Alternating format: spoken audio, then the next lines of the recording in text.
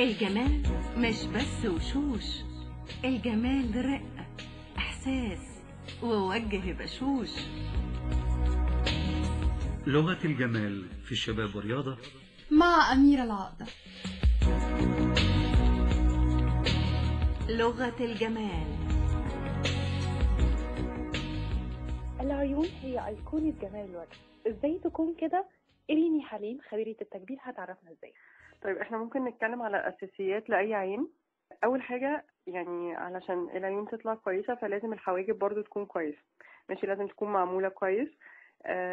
فاحنا ممكن نمسك قلم حواجب يبقى نفس لون الحواجب ونمشي على الكونتور الاطراف بتاعه الحواجب من تحت لفوق، ماشي. وبعد ما بنعملها كده بنملى الفراغات، ماشي. وبعد ما بنعمل كده خلاص الحواجب ممكن نجيب اي شادو كريمي نحطه على كل الجسم من اول الكيرف بتاع العين لغاية آخر الحواجب. وبعد كده ممكن نجيب اي شادو فاتح اللون الأبيض، عارفاه الأبيض أو الكريمي كده، بس وبنحطه من عند العظمة بتاعة الحواجب تحت الحاجب على طول، بنحطه لغاية بره، من نص الحاجب لغاية بره. بيتهيألي ده بيدي إضاءة للعين، بيدي بالظبط إضاءة، فعشان كده أحسن لون ليه هو هيكون الأبيض أو الكريمي. وبعد كده الجفن نفسه عند الكيرف بتاعه ممكن بقى نحط أي لون احنا عايزينه، ويفضل لو ألوان فاتحة لو للصبح، يعني مثلا زي الروزات زي البيجات مثلا. وبعد كده بنوزعه بطريقة كويسة. أهم حاجة إن احنا نوزعه بطريقة كويسة، ما يبقاش كتلة فوق الجفن بالظبط، لازم يكون خفيف متوزع صح في اتجاه الحواجب. انت بتقعدي توزعي فيه من تحت، من اول الرموش بتاعتك تطلعي فيها فوق لغايه الحواجب كده، يبقى انت عملتي الجزء اللي فوق. وبعد كده في ممكن تحطي ايلاينر وممكن لا، يعني ممكن تبتدي تحطي ايلاينر لو مثلا الصبح عايزه تعملي حاجه خفيفه، فانت مش شرط انك انت تحطي ايلاينر، لو عايزه بالليل يبقى تحطي ايلاينر. يعني مثلا لو بالنهار ممكن استغنى عن الايلاينر الاسود واحط الوان قلم خفيف، مثلا الوان زي الازرق الاخضر حسب لون العين. طبعا، بس يعني الازرق او الاخضر دول انا بفضل ان هم يبقوا كحل، يبقوا تحت العين، لان في فرق بين الايلاينر، في ناس كتير ما تعرفش فرق بين الايلاينر والكحل. الكحل بيبقى اللي فيه منه الوان ازرق واخضر وموف، اي حاجه بس تتحط كلها تحت العين، او الاسود اللي احنا كلنا متعودين عليه. ومن فوق بنحط الايلاينر، بيبقى ممكن بترسميه ازاي بقى، عشان هو بيبقى اكتر حاجه صعبه.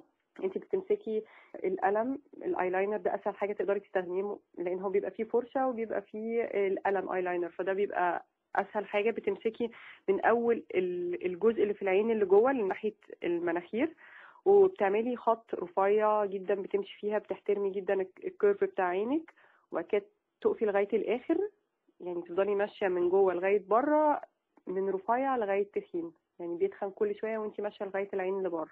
كحل بقى ممكن بقى تحطي، ممكن ما تحطيش، على حسب ما انت حابه يعني. بس للناس اللي ما عندهاش رموش تحت بيفضل انك انت تحطي كحل، علشان ما بيبقاش منظرك بيل، يعني بيخلي وشك نضر شويه، يعني يخلي ليها النضاره مش بهتين، مش بهتين، مش باهت بالظبط، عشان وخصوصا احنا على طول تعبانين يعني وكده ومرهقين والشغل، فالكحل بيبقى احسن حاجه، بيدي نضاره للوش وانه حد لسه عايش مش ميت.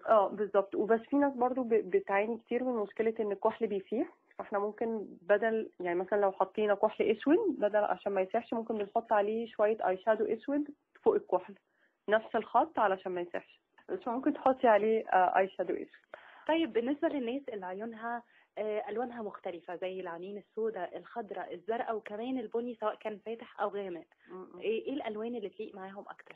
طيب هو الاسود بيبقى حلو قوي ظريف لو مثلا حد كمان شعره اسود، او حتى حد محجب او اي حاجه. العين السوداء بالذات بتبقى حلوه معاها قوي، مثلا لو حد هيكحل يحط ايلاينر كتير مثلا من فوق، هيحط كحل اسود من تحت. وبعد كده مثلا في العين البني برضو ممكن بتليق عليها قوي الالوان الترابيه اللي هي زي البنيهات والبيجات، والكحل الاسود برضو هيليق عليها قوي يعني. والذهبي بكل درجات طبعا الذهبي والاكسديهات دي بتبقى حلوه قوي مع العين البني، سواء كانت غامقه ولا فاتحه. لا، الاثنين. هي العيون فعلا اجمل حاجه واهم حاجه في جمال الوش، فخلينا نكمل كلامنا عن العيون ازاي ممكن تكون ايقونه الجمال في الوجه في الحلقه الجايه ان شاء الله مع إيريني حليم خبيره التجميل. لغة الجمال في الشباب والرياضة مع أميرة العقدة. لغة الجمال.